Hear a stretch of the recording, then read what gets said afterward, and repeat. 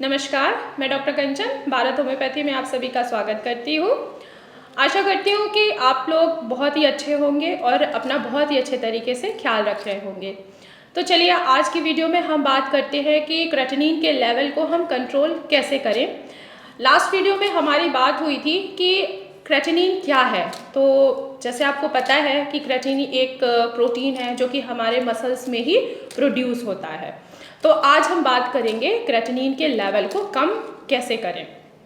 तो चलिए बात करते हैं, आज डिस्कस करते हैं इसी टॉपिक पे। तो जैसे आप सभी को पता है कि क्रेटिनिन एक वेस्ट मटेरियल है जो खुद प्रोटीन के डाइजेशन यानी कि प्रोडक्शन होती है हमारे मसल्स में, जो ब्लड में रिलीज़ होता है। अब बात रही कि आखिर हम क्रेटिनिन के लेवल को कम कैसे करें। तो अगर पहले मेथड की बात करें तो पहला मेथड है, हम अपने डाइट में अगर प्रोटीन के इंटेक को थोड़ा सा कम करते यानी कि बैलेंस में करते तो हमारा क्रेटिनिन का लेवल जो होगा वो थोड़ा कम हो जाएगा या नॉर्मल हो जाता है।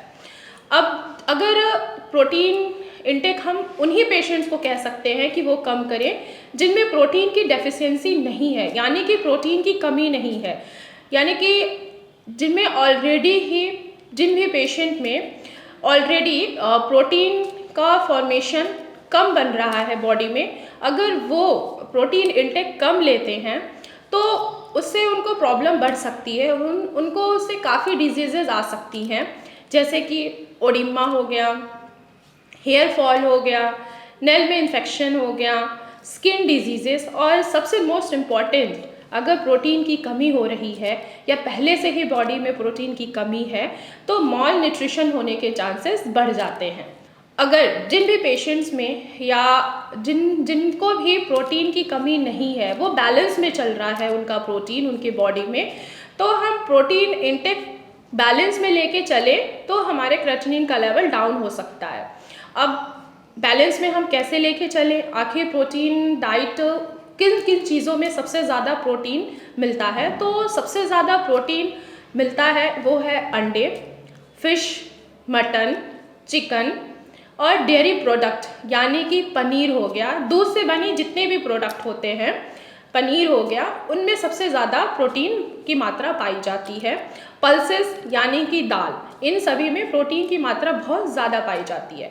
अगर हम प्रोटीन के लेवल्स को मेंटेन करके चले तो हम अपने क्रेटिनिन के लेवल को भी मेंटेन कर सकते हैं। अब अगर हम एक्सरसाइज कर रहे हैं तो हमें बहुत ज़्यादा एक्सरसाइज करने से भी बचना है, क्योंकि अगर हम बहुत ज़्यादा एक्सरसाइज कर रहे हैं तो हमारे मसल्स में प्रोटीन की मात्रा जो है वो थोड़ा सा बढ़ जाएगा, जिससे हमारे क्रेटिनिन का लेवल भी बढ़ सकता है। तो हम अगर एक्सरसाइज कर भी रहे हैं तो नॉर्मल एक्सरसाइज करें, हम योगा भी कर सकते हैं जिससे हम अपने क्रेटिनिन के लेवल को मेंटेन कर सकते हैं। तो चलिए अब बात करते हैं दूसरे मेथड के बारे में। तो अगर दूसरे मेथड के बारे में मैं बात करूं तो क्यों ना हम अपनी किडनी के फंक्शनिंग को ही बढ़ा देते हैं। तो अब किडनी के फंक्शनिंग को कैसे बढ़ाएं, तो हम उसके लिए तो हमें अपना ब्लड प्रेशर और शुगर को मेंटेन करना पड़ेगा। अगर जिन भी पेशेंट में शुगर बहुत ज़्यादा है तो वो शुगर को बैलेंस करके चले, और बीपी की अगर शिकायत है तो अपने ब्लड प्रेशर को मेंटेन करें थ्रू अपनी मेडिसिन्स और अपनी डाइट को थोड़ा सा चेंज करके। अगर हम किडनी के फंक्शनिंग को बढ़ाते हैं, क्योंकि क्रेटिनिन के लेवल को हमें मेंटेन करना है, तो इसमें अगर दूसरी बात आती है कि हम अगर अपने किडनी को या अपनी बॉडी को डिहाइड्रेशन से बचाएं, यानी कि जितनी मात्रा में हमें पानी की ज़रूरत है तो अगर हम उतनी ही मात्रा में पानी लें और उससे हमारी क्रेटिनिन लेवल जो होगा वो बैलेंस में रहेगा। एक और चीज़ है जो हम अपने किडनी की फंक्शनिंग को बढ़ा सकते हैं, वो है पोटेशियम के लेवल्स को मेंटेन करके। जिन भी पेशेंट में अगर पोटेशियम का लेवल बहुत ज़्यादा बढ़ा है तो हम क्या क्या चीज़ें ऐसी हैं जो हम कम कर दें या हम उनको अवॉइड कर दें तो हमारे पोटेशियम का लेवल जो होगा वो बैलेंस में आ जाएगा।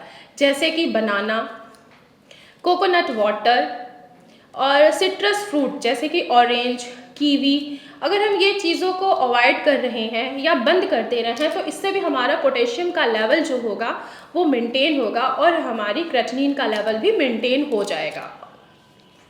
ग्रीन लीफी वेजिटेबल्स जैसे कि मेथी हो गया, बथुआ हो गया, सरसों का साग हो गया, अगर हम ये चीज़ें भी कम कर दें लेना तो इससे भी हमारे पोटेशियम का लेवल जो होगा वो बैलेंस में रहेगा। और अब पेशेंट्स बोलते हैं कि इतनी सारी चीज़ें तो आप लोगों ने बंद कर दिया है, तो अगर हम बात करें कि क्या क्या चीज़ें आप खा सकते हैं जिससे आपके प्रोटीन का लेवल जो होगा वो बैलेंस में रहेगा और आपका क्रेटिनिन जो है वो इंक्रीज़ नहीं होगा। तो जो ज़मीन के ऊपर की चीज़ें होती हैं, यानी कि जो लताओं पे लगती हैं, जैसे लौकी हो गया, कद्दू और भिंडी हो गया, गोभी हो गया, इनके अगर ये हम अपनी डाइट में शामिल कर ले और इनको बैलेंस में लेके चले तो हमारा क्रेटिनिन का लेवल जो होगा वो बैलेंस में चलेगा और हमारी किडनी जो होगी वो ख़राब नहीं होगी। हम पोटेशियम के लेवल को अगर हम ज़मीन के नीचे की चीज़ें, यानी कि जैसे कि पटैटो हो गया, स्वीट पटैटो हो गया, इनमें पोटेशियम के कंटेंट बहुत ज़्यादा मिलता है। अगर हम ये डेली अपनी डाइट में ले रहे हैं तो हमारे पोटेशियम का लेवल इंक्रीज़ होगा जिससे हमारे क्रेटिनिन पे ही इफ़ेक्ट पड़ेगा। तो हम इन चीज़ों को अवॉइड करें जिससे हमें पोटेशियम का लेवल मेंटेन होगा तो हमारी क्रेटिनिन का लेवल भी वहाँ पे ही मेंटेन हो जाएगा। अब हम बात करते हैं कि आखिर खाएं तो खाएं क्या। तो जो ज़मीन के ऊपर की चीज़ें हैं, जो लताओं पे होती हैं या ज़मीन के ऊपर उगती हैं सब्जियां, वो हैं जैसे कि लौकी हो गया, हमारा पम्पकिन हो गया जिसको लोग कद्दू बोलते हैं, तरोई हो गई, नेनुआ हो गया, भिंडी और गोभी, ये सारी चीज़ें हम अपनी डाइट में शामिल कर सकते हैं जिससे हमारे क्रेटिनिन का लेवल जो होगा वो मेंटेन रहेगा और क्रेटिनिन लेवल जो है वो कभी भी इंक्रीज़ नहीं होगा। कुछ योगासन हैं जिनको करने से हम अपनी किडनी की फंक्शनिंग को बेटर कर सकते हैं, जैसे कि नौकासन। इनको करने से हम अपनी किडनी के लेवल्स को भी मेंटेन कर सकते हैं और उनको बैलेंस में भी लेके चल सकते हैं। तो मैं आशा करती हूँ कि आज की जो वीडियो है, जो आज की मैंने आप लोगों को इन्फॉर्मेशन दिया है कि हम अपने क्रेटिनिन के लेवल को आखिर कम कैसे कर सकते हैं, तो ये आप लोगों को समझ में आ गया होगा कि हमें क्या चीज़ें अवॉइड करनी है, क्या हमें खाना है, हमें अपने आप को कैसे बैलेंस में रखना है डाइट के थ्रू, अपने ब्लड प्रेशर को कैसे मेंटेन करना है, शुगर को कैसे मेंटेन करना है। इन चीज़ों के इंफॉर्मेशन से आई थिंक मुझे लगता है कि अब आप लोग अपने क्रेटिनिन के लेवल को बैलेंस करके चल सकते हैं और इनको मेंटेन भी कर सकते हैं। तो आज की वीडियो में इतना ही। अगर कोई भी किडनी पेशेंट है या कोई भी किसी भी बीमारी से अगर सफ़र कर रहा है तो वो हमारे भारत होम्योपैथी में कांटेक्ट कर सकता है। हमारे मेडिकल टीम है जो आप उनसे आप कनेक्ट भी हो सकते हैं, जो वो आपका पहले प्रॉपर केस स्टडी करेंगे, देन आपको मेडिसिन प्रिस्क्राइब करेंगे। और अगर आपको मुझसे डायरेक्ट ओपीडी में मिलना है तो आप ओपीडी में भी विज़िट कर सकते हैं। तो आज के लिए इतना ही।